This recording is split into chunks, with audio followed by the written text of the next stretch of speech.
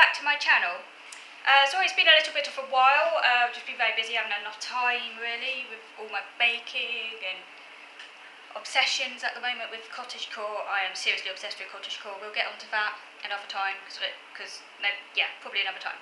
Because today I wanted to review this book here called Scoff. It's a history of food and class in Britain. I read this book about a month ago. It's by Pen Vogler, who's a female food writer. So this book is all about, and it was recently published, this book is all about the history of food and class, so how food and class intersect.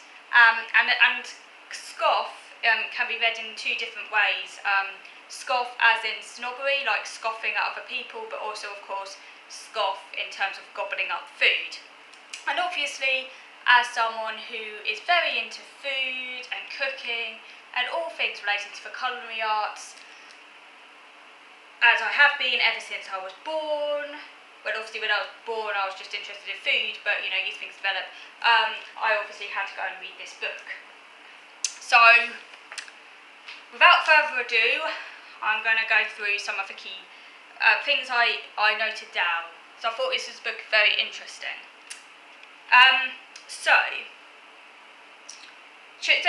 So she looks at, as I say, food and how it kind of can move both up and down the kind of social ladder, as it were. So, for example, Auguste Escoffier, who was a French chef, famous sort of around the sort of 19th, early 20th century, he created the peach melba for Lady Melba, and this actually made its way downward from the wealthy to the lower class. So originally, peach melba, which is essentially peach and raspberries and ice cream, was a very sort of well-to-do dish, but it later on descended down the hierarchy and became much enjoyed by ordinary people. So it's kind of proletarianisation, if you want to call it that, occurred sort of mid-20th century, and it's now often made with ice cream, tinned peaches and raspberry jam. And by the 1970s it had become a very popular pudding for children, but it was originally a sort of very fancy dish for the upper classes. She talks about, it's a little bit of a sociological detour in the book, where she talks about so-called cultural capital. Now, cultural capital is actually really to do with education and how well read you are, and how and your sort of your sort of understanding of diverse forms of culture, essentially. And she talks about it as being part of a so-called middle class identity, which is to have sort of like broad and eclectic tastes, but also to be unpretentious as well, and to have a kind of proletarian solidarity, to sort of show a certain kind of worldliness, I guess, a sort of cosmopolitan kind of identity. For example, this signifier, if you like, of showing a kind of broad tastes, she says, is represented in the idea of, for example, builder's tea, which is essentially very strong tea, associated historically with builders, but now often enjoyed by anyone really, as a way of saying, look, I'm unpretentious, I drink builder's tea, kind of thing.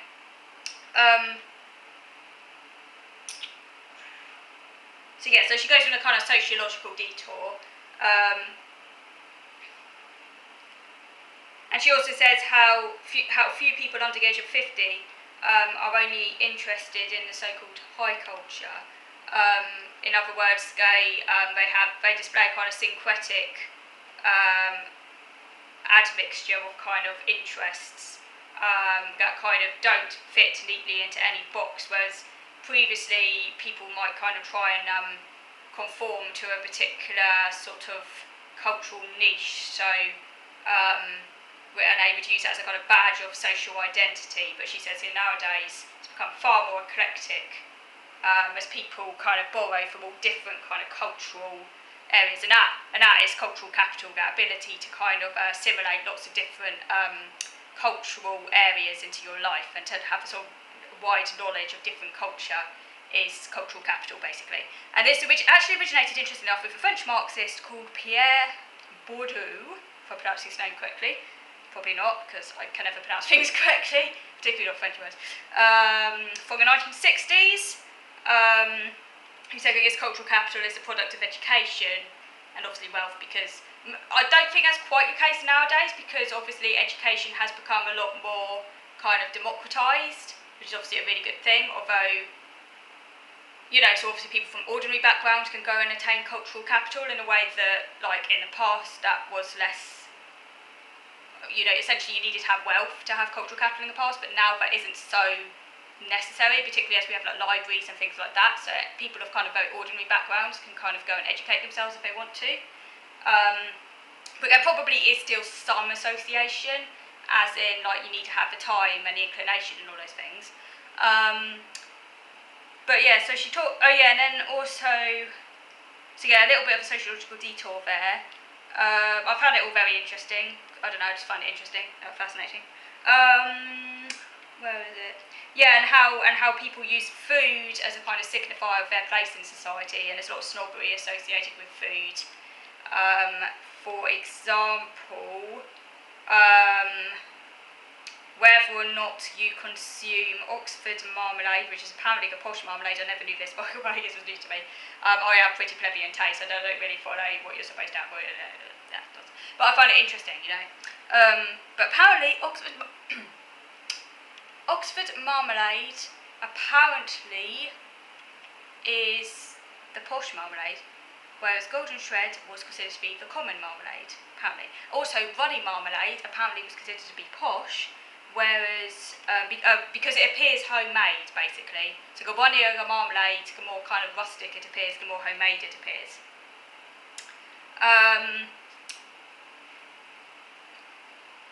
So yeah, I won't go into everything that she wrote about this, because that'll take a long time.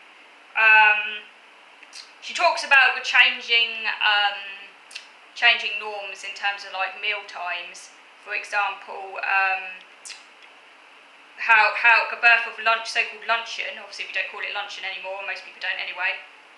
What do you like for luncheon, dear? It'd be a bit funny if I said that, wouldn't it? Now we call it lunch. But luncheon was actually born when dinner was pushed back to the early evening, when it became 6 o'clock or later. Fashionable society kept dining later and later, and so it was convenient to then have a later dinner to fit more work in, particularly for men. So again, obviously they had to create lunch to fill that gap. It was also called noonshine or nooning, which was originally related to nuncheon or nuncheon, which was found in rural areas until the 19th century as the term for a piece of bread or a snack and some ale for manual workers. And it suggested that maybe luncheon actually came from, for French, for example, a lump of bread on cheese, or alternatively possibly Spanish, which lunch could be Spanish, implying a slice. But it's a little bit unclear exactly where the word came from. It's also possible that lunch and luncheon are both derived from clutch, for example, as much food as one's hand can hold, for example, a sandwich. But the name sandwich is more refined than a hunk of bread and cheese eaten by the worker in a field.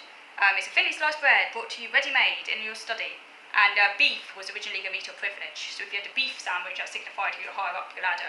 In Victorian Britain, obviously not so nowadays, because you can get corned beef now out of a tin.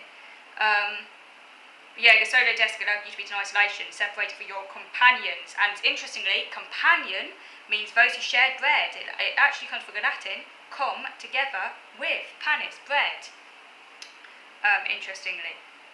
Before this point, most working people had a communal main meal, and they had dinner in the middle of the day, because they had to be up at first light to do the work, for example, weaving, etc.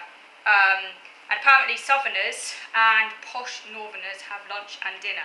So if you're a Southerner, you will have your lunch and dinner, and if you're a posh Northerner, apparently you will have lunch and dinner. So that signifies you're either a posh Northerner or a Southerner.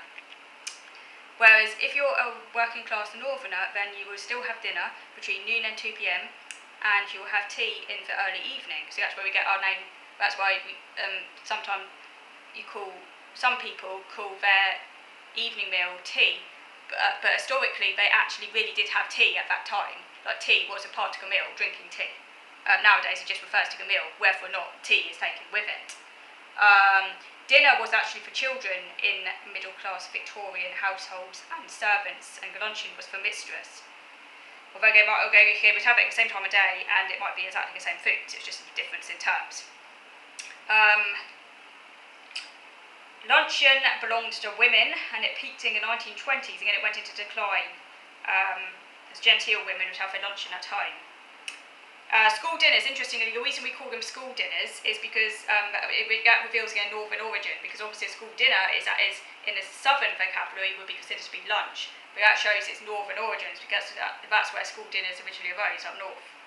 And it's also where dinner being associated with children as well, so hence why we call it dinner, not school lunch.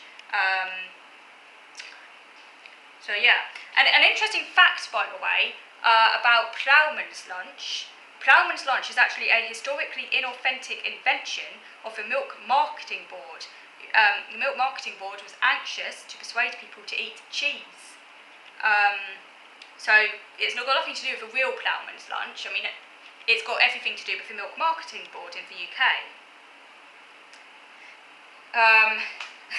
Okay, so I'm going to move on to video number 2 now, to carry on this foray through Scoff. So moving on to video number 2 now.